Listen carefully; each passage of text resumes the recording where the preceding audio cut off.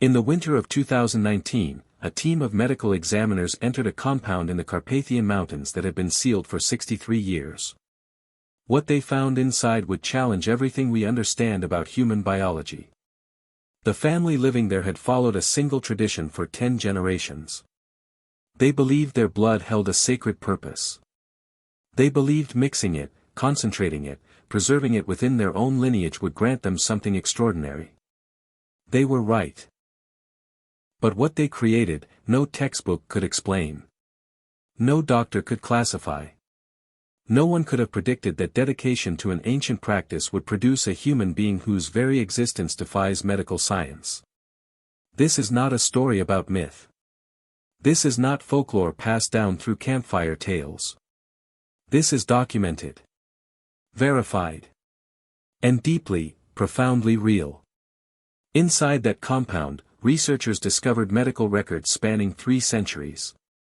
Journals written in 7 different hands. Photographs that should never have been taken. And in the center of it all, a 23-year-old who should not be alive. Dr. Helena Kovac had seen difficult cases before. 30 years as a clinical geneticist. Thousands of patients. But when she received the call from Romanian authorities in January 2019, nothing in her training prepared her for what waited in those mountains. The local police contacted medical authorities because they didn't know what they were dealing with.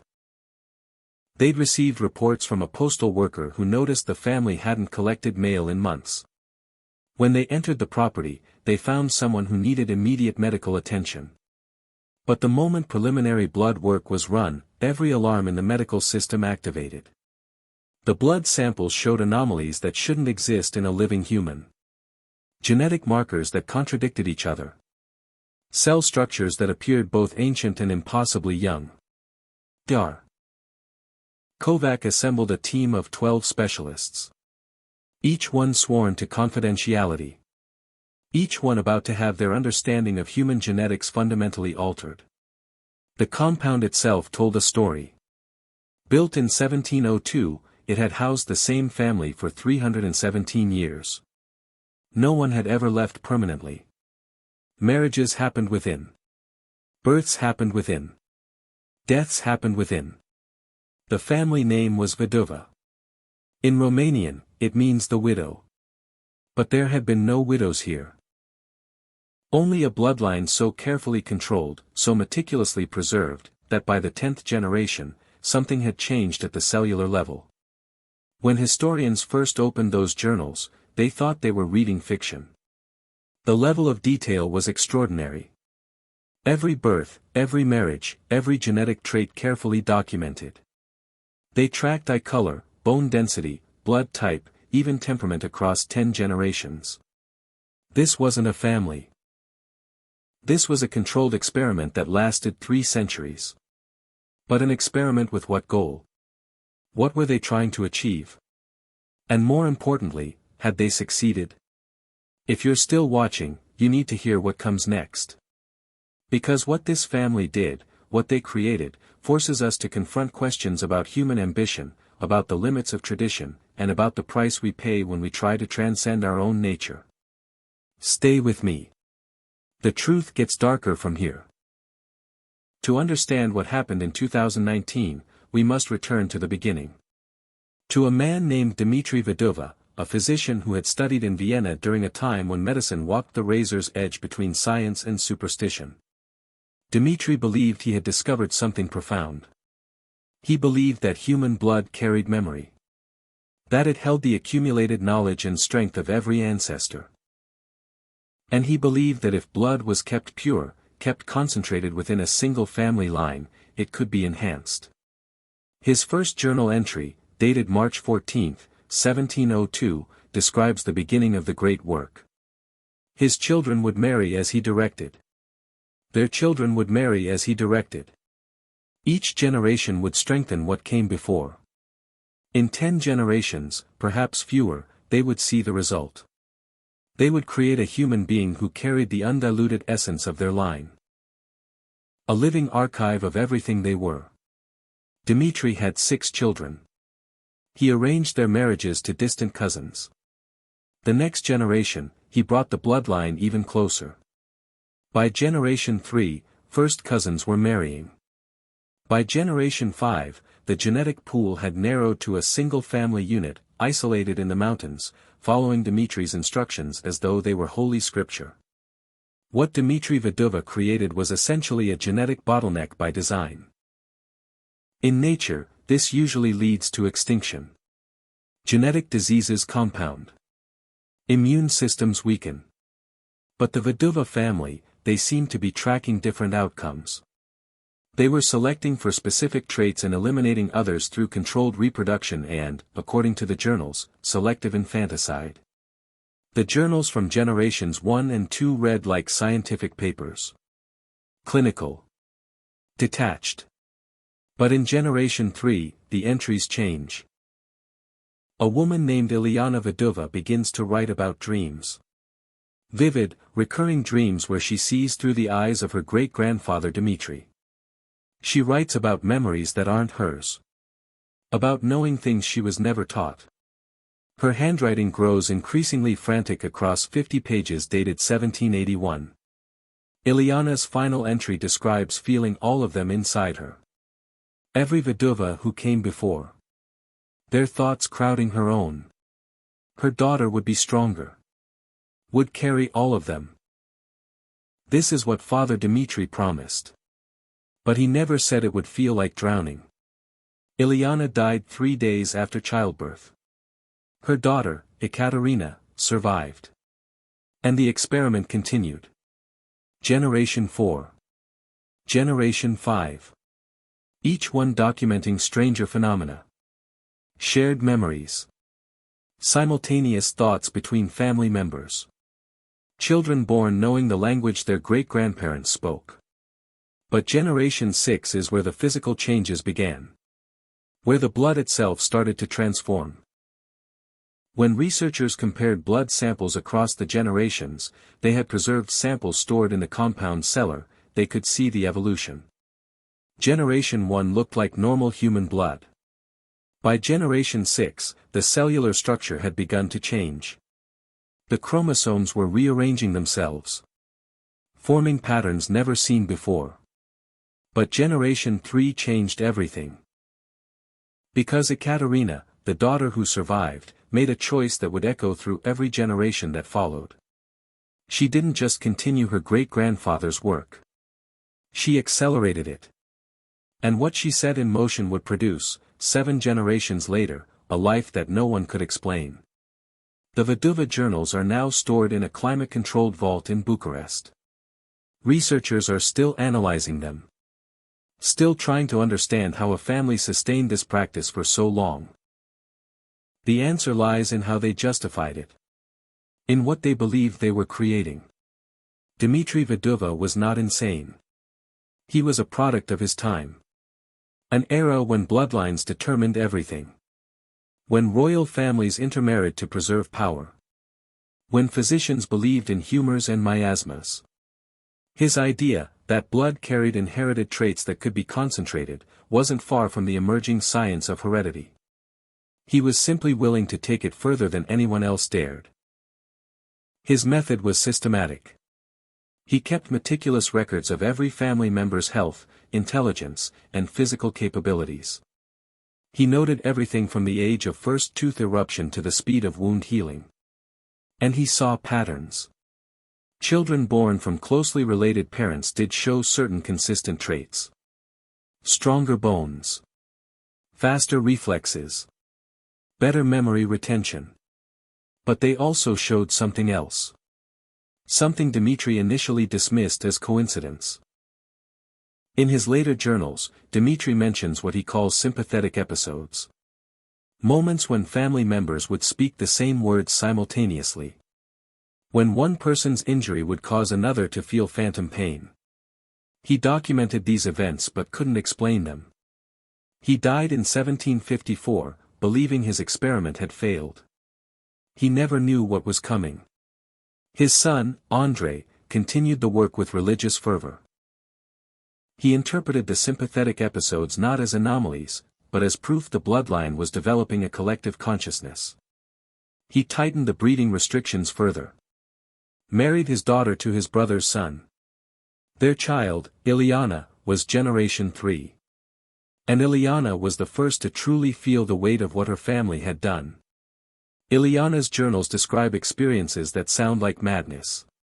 But every physician who has reviewed them notes the consistency. The specificity. The details that couldn't be fabricated. She writes about remembering her own conception. About feeling her grandfather's arthritis in hands too young to have joint pain. About waking up speaking in her great-grandmother's voice. For weeks at a time, she wasn't sure which thoughts were hers. One entry describes becoming a vessel for those who came before. Some days she was Ileana. Some days she was all of them. Her father said this was the glory of their blood. Her mother wept when she looked at her. She thought her mother knew what she was becoming. Ileana gave birth to Ekaterina in 1778. Labor lasted 43 hours. 3 days later, Ileana walked into the forest behind the compound. Her body was found a week later. The family recorded her death as natural causes. But her final journal entry suggests otherwise. She wrote that she could not contain them all. There were too many voices. Too many memories that didn't belong to her. Her daughter would be stronger. She had to be. Because if she wasn't, this would end with her. And everything they'd sacrificed would mean nothing. Ekaterina Văduva was 17 when she took control of the family lineage. The year was 1795. Napoleon was rising to power. The world was changing rapidly. But inside the Carpathian compound, time moved differently. Ekaterina had read every journal. Studied every recorded trait. And she made a decision that would horrify even her great-great-grandfather Dimitri. She decided that the bloodline wasn't concentrating fast enough. Previous generations had married cousins. Ekaterina went further. She bore 4 children with her uncle. Then 3 more with her own son. The genetic compression was extreme. And the results were immediate. What Ekaterina did was genetic roulette at its most extreme. The chance of lethal recessive traits emerging was astronomically high. And according to the records, many children didn't survive. She gave birth to 14 children total. Only 7 lived past age 5. But those 7, they showed abilities that frightened even their mother. Generation 4 children could finish each other's sentences before they were spoken. They felt each other's pain with such intensity that injuring one would cause all 7 to cry out. They shared dreams. Shared memories. One child learned to read, and within days, all 7 could read. The family journals describe them as 7 bodies with 1 mind. But there were costs. Physical costs. 3 of the children developed seizures that occurred simultaneously. 2 lost their vision by age 12, their eyes clouding over with cataracts decades too early. One child, Alexandru, began to forget how to speak his own language. He could only communicate in a dialect his great-great-grandmother had spoken. A dialect that had been dead for 80 years. The genetic damage was compounding. Analysis of recovered tissue samples shows that by generation 4, their DNA was showing significant degradation in some areas while showing unusual strengthening in others. It's as if their bodies were reorganizing themselves. Prioritizing certain functions while sacrificing others. Generation 5 saw even more extreme measures. Ekaterina's grandson, Vasile, instituted what the journals call the purification protocol. Any child showing signs of illness or weakness was removed from the lineage. The journals don't specify how. They simply note bloodline purified, 7 children reduced to 3 suitable candidates. The 3 who survived to adulthood were remarkable. And deeply damaged. Medical records show bone structures that were denser than normal human bone. Healing rates that were significantly faster. But their minds were fragmenting. One woman, Doina, kept 2 separate journals. In one, she wrote as herself. In the other, she wrote as her grandmother Ekaterina. The handwriting was identical to Ekaterina's original journals. Same pressure on the pen. Same distinctive loops in certain letters. But Doina had never seen her grandmother's writing. Ekaterina had died 30 years before Doina was born. Generation 6 is where the tradition nearly collapsed. Where the family almost ended. Because by 1880, the physical and psychological toll had become undeniable. Children were being born with severe deformities. 3 infants died within hours of birth. 2 were stillborn. The family physician, an outsider brought in during an emergency, reported to local authorities that the family should be investigated. His report was filed, then mysteriously disappeared. But one child from Generation 6 survived. A girl named Luminita. And Luminita was different from all who came before. She didn't just carry the memories of her ancestors. She could access them at will. Choose whose thoughts to think. Whose skills to use. The journals describe her as the first successful synthesis. At age 8, she could perform surgical procedures she'd never been taught. At 12, she spoke 6 languages, none of them learned through study. She simply remembered them. Luminita married her cousin in 1898. She bore 6 children. Only one survived to adulthood. A son named Nikolai. And Nikolai would take the tradition to its most extreme iteration yet. Because Nikolai believed the family was close. Close to creating something transcendent. Something that would justify every death. Every sacrifice. Every horror inflicted across 6 generations. What Nikolai did in the early 20th century would make his ancestor Ekaterina look merciful. And it would produce, 3 generations later, the life that no one could explain. By the time Dimitri Văduva took control of the lineage in 1923, the family compound had been sealed off from the outside world for over a century. No visitors. No communication beyond essential supplies delivered to the property line. Inside, Nikolai was conducting what he called the final acceleration. Nikolai's journals are the most disturbing in the collection. His handwriting is precise, clinical, devoid of emotion. He writes about his children the way a scientist writes about laboratory specimens. And he had learned from previous generations' failures. He wasn't trying to preserve his children anymore. He was trying to create one perfect vessel. Nikolai bore 9 children with 3 different women, all from within the family line. But he only invested resources in 2 of them. The others were, according to his notes, evolutionary dead ends. He was selecting for specific genetic combinations. Specific traits. He wanted a child who could carry the full weight of 10 generations without psychological collapse. The 2 children Nikolai focused on were named Andrei and Raluca. Brother and sister. Born 14 months apart. From birth, they displayed the enhanced traits previous generations had shown. Accelerated healing, shared consciousness, ancestral memory access. But they also showed something new. Their blood began to change color. When researchers analyzed preserved blood samples from generations 7 and 8, they found something that initially seemed impossible. The blood had a darker hue than normal.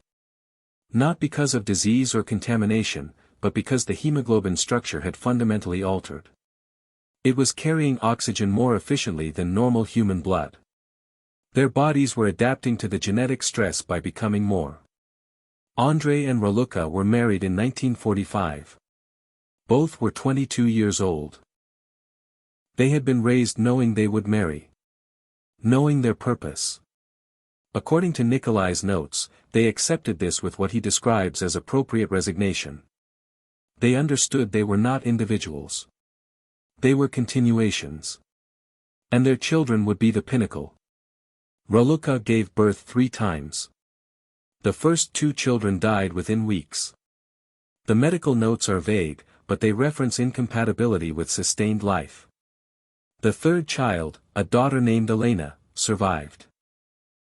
She was Generation 8. And she was the first Văduva child to be born with what the family called the mark. Every Văduva before Elena had been born with normal skin.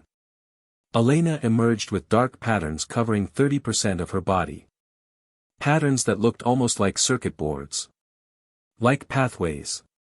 The family physician, who by this point was a Văduva cousin himself, noted that the pattern seemed to pulse. To move slightly under the skin. Modern analysis suggests these were highly visible blood vessels, arranged in unusual networks. But the family interpreted them as proof. Proof that the blood had evolved into something beyond human. Elena grew up alone. By the time she was born, in 1952, only 7 family members remained alive. 3 generations living in the same compound. All of them aging rapidly. All of them showing signs of genetic collapse. Nikolai was suffering from tumors that grew and shrank without pattern. Raluca's bones were becoming brittle, breaking from simple movements. Andrei had stopped speaking entirely, communicating only through written notes that often made no sense. What we're seeing by Generation 8 is a family that has pushed human genetics to the breaking point. They're suffering from extreme inbreeding depression. Their immune systems are compromised. Their organs are failing. But simultaneously, they're showing these enhanced traits that shouldn't be possible. It's as if they're evolving and dying at the same time. Elena was 23 when she gave birth to the 9th generation. The father was her cousin, one of the last Văduva males capable of reproduction. The pregnancy lasted 11 months. 2 months longer than normal human gestation. When the child finally arrived, it was December 31, 1975. The family named him Saurin. And from the moment he drew breath, everyone knew he was different. Saurin didn't cry at birth. The family physician noted that his heart rate was half the normal infant rate, yet he appeared perfectly healthy. His eyes were dark, not brown, but genuinely dark, like deep water. And when he was 3 days old, he looked directly at his grandmother Raluca and spoke a single word. A word in archaic Romanian that hadn't been used since the 1700s. The word was ancestor. Saurin aged differently. At 2 years old, he could walk and speak with the fluency of a child twice his age. At 5, he had stopped sleeping. The family notes indicate he would lie still with his eyes closed for hours, but brain activity monitors showed he was never truly asleep. He was processing. At age 10, he asked his mother Elena a question that she recorded in her journal. He asked, "How many of us am I?" She told him he was one person. He looked at her with such sadness and said, "No, mother, I can hear them all. I am 10 generations. I am 147 Văduvas who came before. And I am running out of room." By 1990, only 3 Văduvas remained alive. Elena, now 38 but looking 60. Saurin, 15 years old and showing physical signs that baffled the family physician. And Nikolai, incredibly, still alive at 97, his body ravaged by disease yet refusing to die. The compound had become a tomb. Dark. Cold. Maintained only by the bare minimum needed for survival. Nikolai died in 1991. His final journal entry is a single sentence. "The work is complete. Forgive us." Elena buried him in the family plot behind the compound. 93 Văduvas lay in that plot. 93 people who had lived and died for a single purpose. And now, only 2 remained. Mother and son. Generation 8 and Generation 9. And Elena knew what she had to do. In 1993, Elena became pregnant. There was no other Văduva male alive. The father was Saurin. Her son. Generation 9. The ultimate compression of the bloodline. The final step in the 300-year experiment. And what grew inside Elena was something that would challenge everything we understand about human life. Generation 10 was coming. And no one, not Elena, not the ancestors whose memories lived in Saurin's mind, not even Dimitri Văduva himself, could have predicted what that child would be. The pregnancy would last 13 months. And what was born at the end would force us to ask, at what point does human evolution become something else entirely? Elena's pregnancy defied every medical expectation. For the first 8 months, everything appeared relatively normal. The child was developing. Elena's health, despite her advanced genetic damage, seemed stable. But in month 9, when labor should have begun, nothing happened. The child simply continued growing. By month 10, Elena's body was showing signs of severe stress. Her journal entries from this period are brief, barely coherent. She writes about dreams where she's drowning. Where hundreds of faces press against her from the inside. Where she can feel the child thinking thoughts that aren't human anymore. Month 11. Elena stopped eating solid food. She could only consume liquids. Her body was shutting down non-essential functions, redirecting all energy to the pregnancy. The patterns on her skin, the dark pathways she'd been born with, began to glow faintly in darkness. Saurin documented this in his journal with scientific precision. He measured the light emission. Photographed it. He noted that the patterns matched neural pathways in the human brain. His mother was becoming a conduit. A living system designed for one purpose, to birth generation 10. Month 12. Elena lost the ability to speak. She communicated through writing, but the handwriting changed daily. Sometimes it was hers. Sometimes it was her mother's. Sometimes it was written in languages that had been dead for centuries. She was no longer one person. She was the entire Văduva lineage trying to force itself into existence one final time. On January 7, 1994, 13 months after conception, Elena went into labor. It lasted 6 days. Saurin delivered the child himself in the compound's medical room. There was no one else. No physician. No midwife. Just a son delivering his mother's child. His child. The culmination of 300 years. When the infant finally emerged, Saurin's journal entry is a single paragraph. It was born alive. Heart rate 30 beats per minute. Respiratory rate 4 breaths per minute. Body temperature 93 degrees Fahrenheit. Eyes open immediately. No crying. It looked at me with complete awareness. It recognized me. Not as an infant recognizes a parent, but as one consciousness recognizes another. I asked it, "Are you one or many?" It did not answer. It cannot answer. It has no voice. But I heard the response in my mind, clear as speech. We are all. We are complete. The work is finished. Elena died 11 minutes after the birth. Her body simply stopped. No apparent cause. No trauma. She had served her purpose. The bloodline had used her completely and then released her. Saurin buried his mother next to his great-grandfather Nikolai. 94 Văduvas in the family plot. And inside the compound, 2 remained. Saurin, 33 years old, and the child. Generation 10. The child that had no name because it didn't need one. It was every Văduva who had ever lived, compressed into a single body. And for the next 25 years, they lived in complete isolation. The compound sealed. No contact with the outside world. No one knowing what existed in those mountains. What happened during those 25 years, we can only piece together from Saurin's journals and the evidence left behind.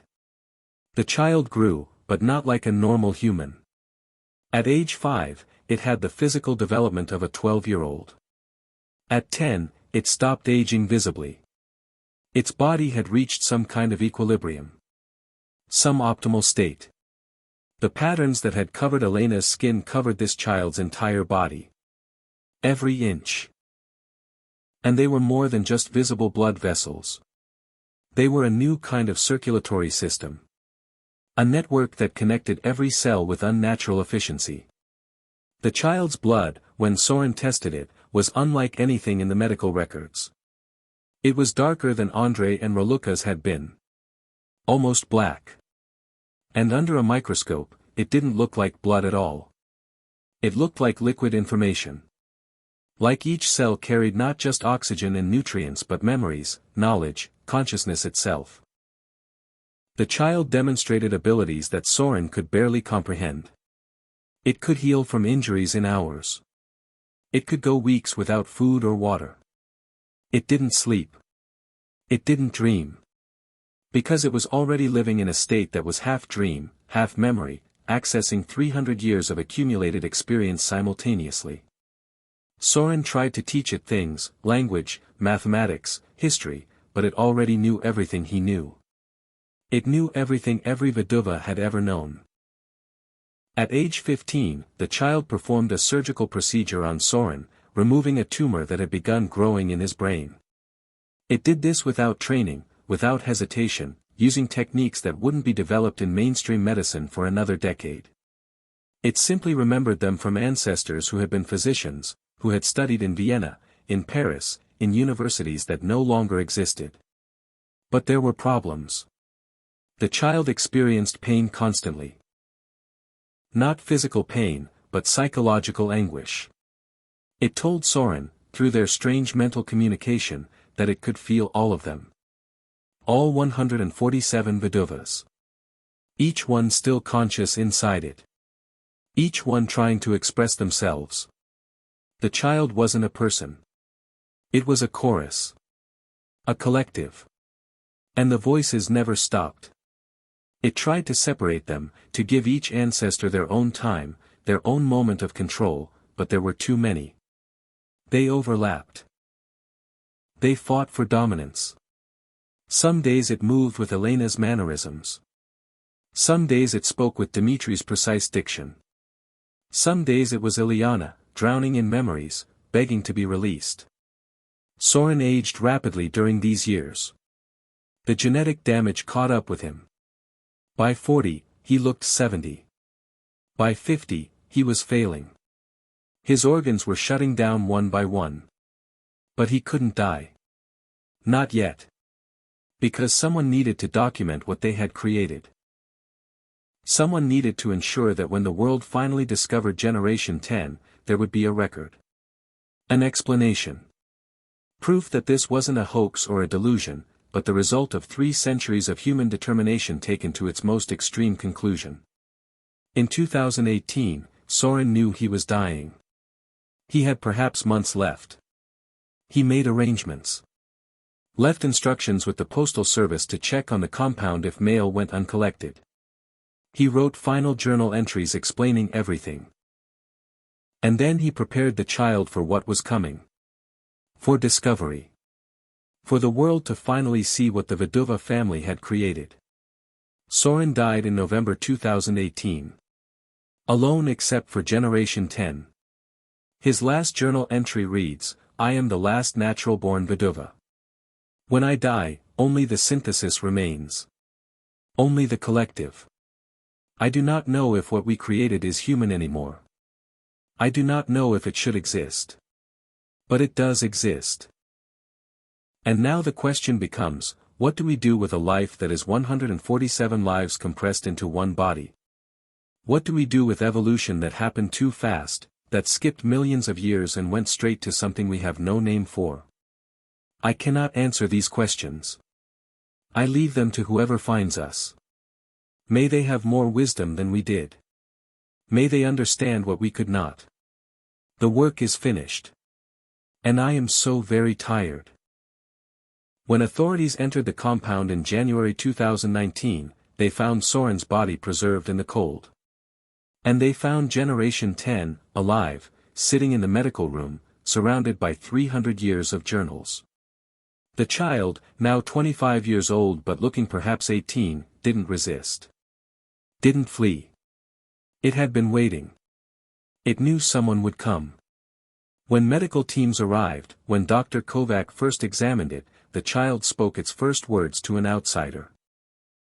It said, in perfect English that it had learned from Saurin, who had learned from books, I am Văduva. I am all of them. And I need you to tell me if I'm supposed to be alive. The medical examination of Generation 10 took 6 months. Every test known to modern science. Every scan, every analysis, every attempt to understand what 300 years of genetic compression had created. The results were impossible and undeniable. The child's DNA showed markers from every single Văduva ancestor. Genetic material that should have been diluted or lost was instead preserved, concentrated, enhanced. Its chromosomes had structures that don't exist in normal human DNA. Its cells divided at rates that should cause cancer but somehow remained healthy.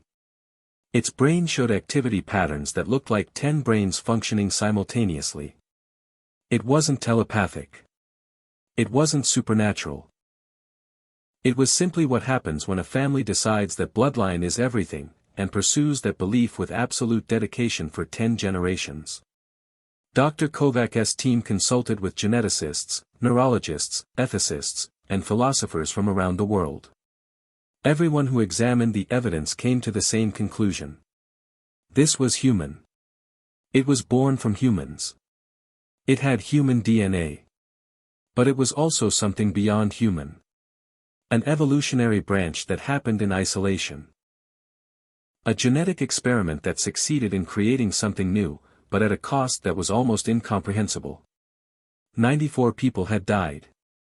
94 lives sacrificed.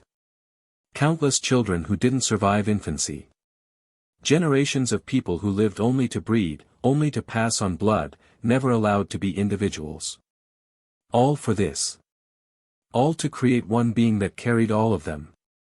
The ethical questions were staggering. Was Generation 10 a victim? It had been created without consent, born into a role it never chose. But it was also alive, conscious, aware. It had rights. It had agency. What do you do with a person who is also 147 people? How do you treat someone whose very existence required multiple generations of what most would call abuse? The international medical community debated for months. Some argued Generation 10 should be studied extensively. It could teach us things about genetics, about human potential, about consciousness itself. Others argued it should be left alone, allowed to live as normal a life as possible. That studying it would be continuing the exploitation its ancestors had suffered. Generation 10 made the decision itself. In August 2019, it requested to be moved to a medical facility where it could be studied. It said, through carefully chosen words, that if 94 people died for it to exist, then its existence needed to mean something. It needed to provide knowledge.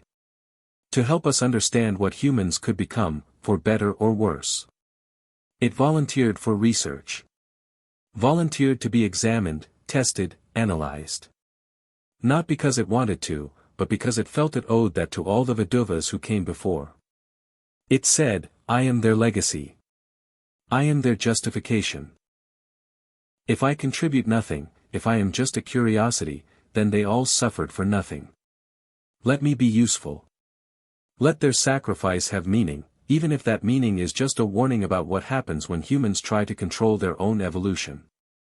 As of 2024, Generation 10 is still alive. Still participating in research. It lives in a facility in Switzerland, under medical supervision but not confinement. It has learned to manage the voices, the collective consciousness.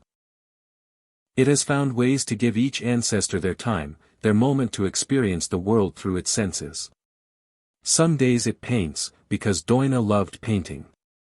Some days it performs surgery on practice cadavers, because Luminita was a physician. Some days it simply sits and remembers, giving space to those who died young, letting them have the life they never got to live. It has formed something like friendships with the research staff.